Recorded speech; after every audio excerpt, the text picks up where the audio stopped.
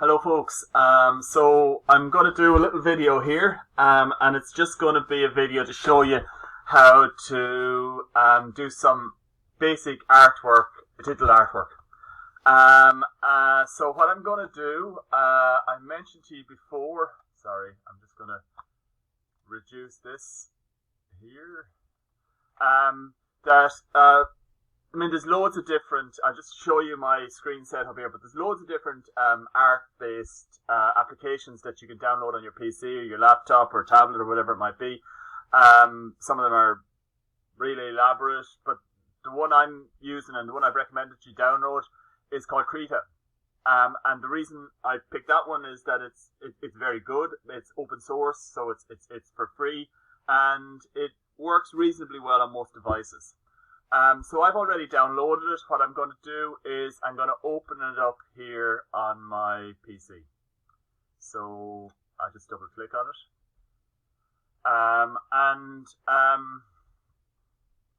it. It is easiest to use if you have a mouse.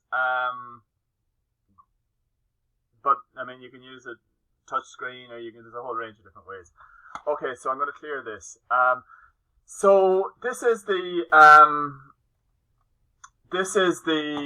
I'm just going to change the size slightly. Okay, slight problem with this. Getting the size right, but anyway. Okay, so this is the screen that you should get when you open up the program initially.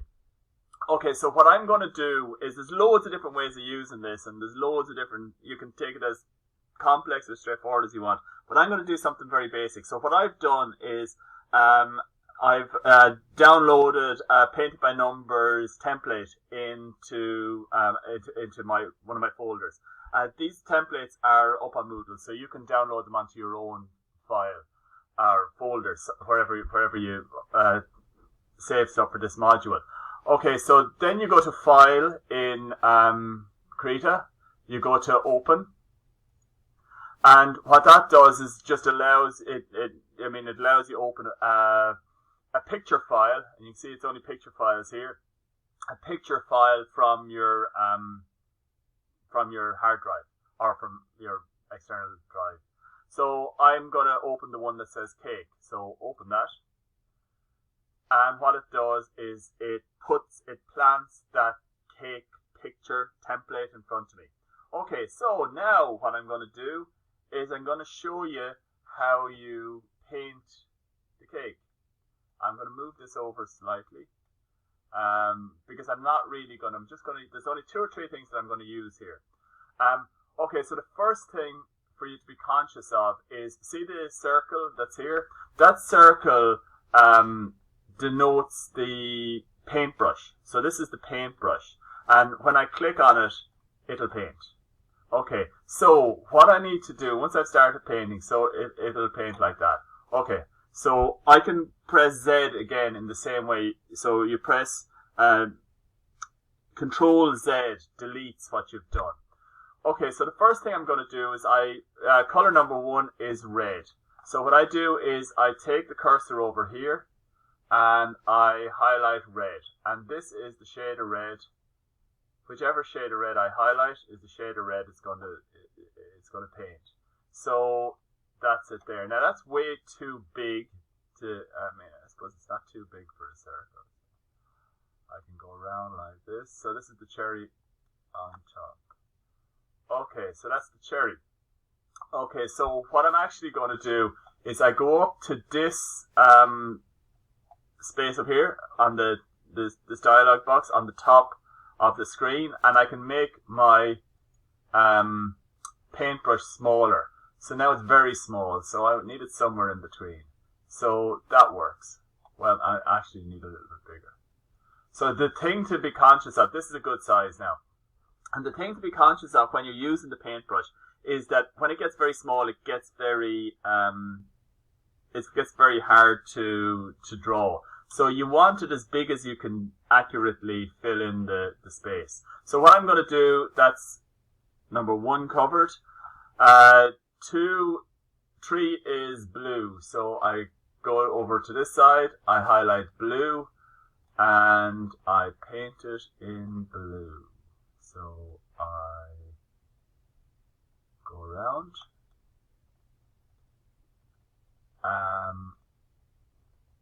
I go around. I could actually have made the thing bigger, but I'm just going to go around with this.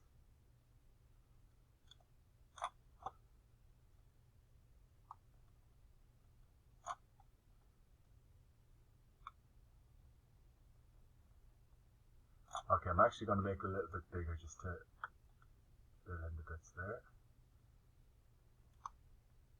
Okay, so that's my blue. Now what I'm going to do is going to put a little bit of depth on it. So what you can do is you can change the shade of blue. So I'm going to make this smaller. I'm going to create a little bit of, rather than keep the, I'm going to create a little bit of contact or contrast on the picture. So that's like that. I can put a little bit more.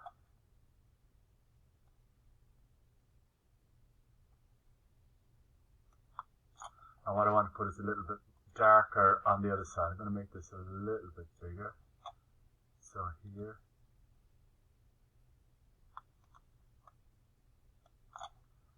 A little bit darker again.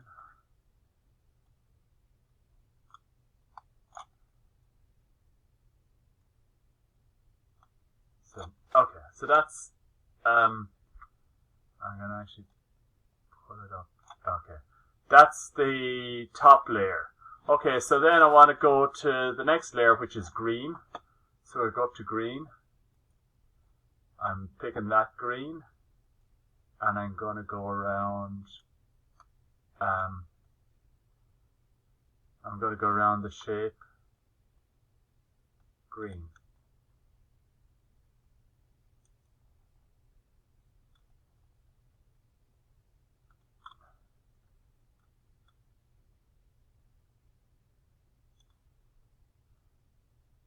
Okay, and I'm going to take it back.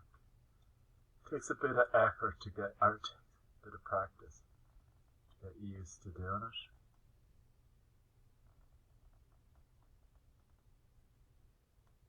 Okay, and now I'm going to make this a bit bigger, just so as to.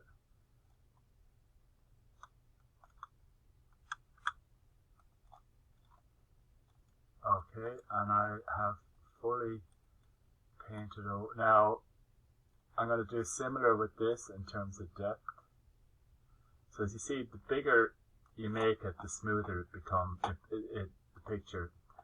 So what I'm going to do is I'm going to create a lighter shading on this side.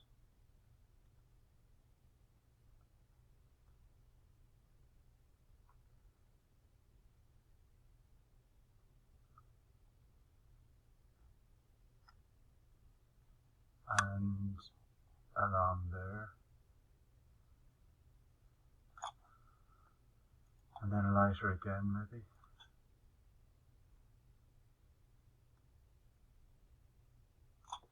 Lighter again. And then darker on this side. Darker again. Darker again. And bring some of the darkness over here. And just create a smooth finish. Okay, so you've created different color. Okay, so now 3, we need to go back to blue. It doesn't need to be the exact same shade of blue. So there we go.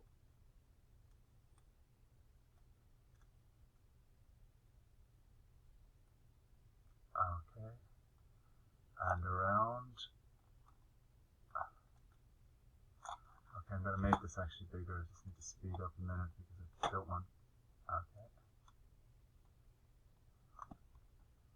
So I'm just shading this in with the mouse, obviously.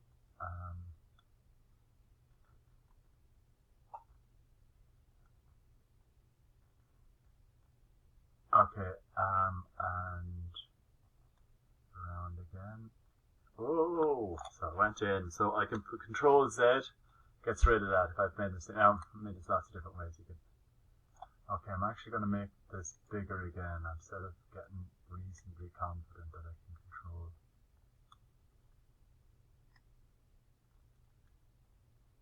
So the bigger you can make it, the better actually, so the whole thing is smoother.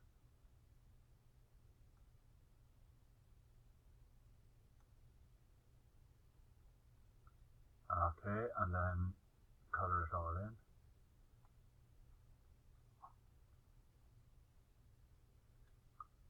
Okay, and now what I'm going to do is I'm going to do a bit of shading. I'm going to make it a bit smaller.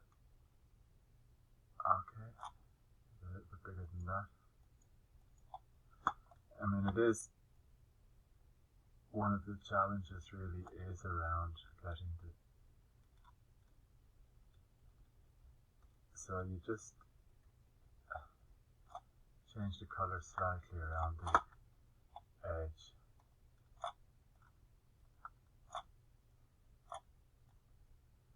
And smooth it around.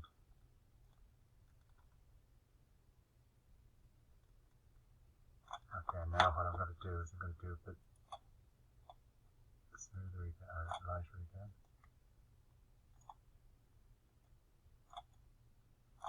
And I'm going to do dark over this side.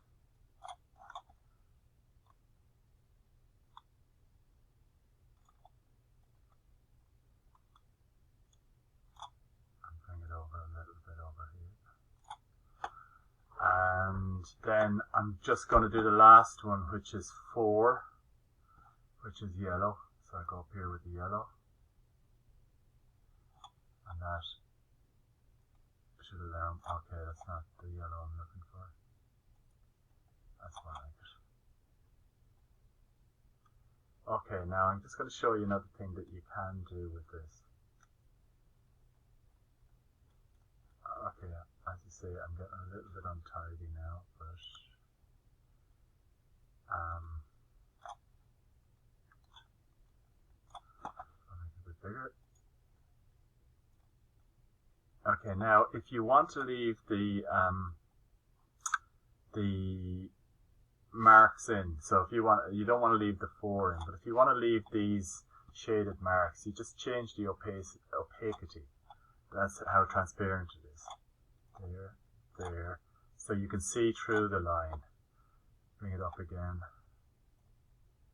And you can fade the marks in. So when you're doing a more substantial picture, you might want to leave the lines in because they might, I suppose, help in terms of. So, yeah, so you can make it as opaque as you want,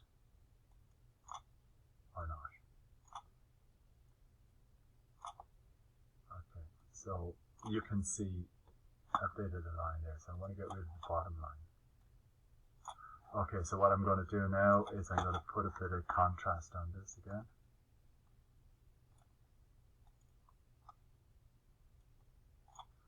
And I'm going to put some lighter here. Okay, that's maybe need this to be a little bit smaller.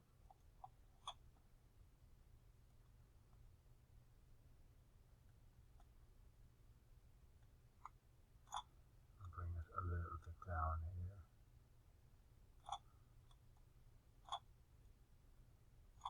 Okay, so, and I'm just going to do a sort of just a dark line here.